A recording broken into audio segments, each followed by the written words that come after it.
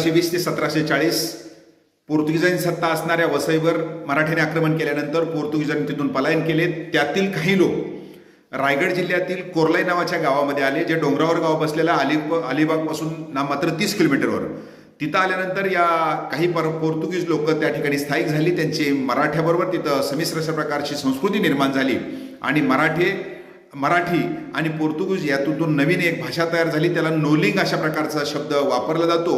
तर त्या नोलिंग भाषेचा म्हणजेच पोर्तुगीज भाषेचा आजही तिथं वापर केला जातो. जसं की ही जी लोक असतील, वडिलाला पै, आईला मै, आजीला आव, आजोबाला आवो. कसं काय म्हटलं तर कोमोकी, तुझं काय चाललंय, मी नॉनकी. संख्या असेल तर 1 ला ऊ, 2 ला द्वय, 3 ला त्रय, अशा प्रकारचा शब्द ती लोक वापरतात.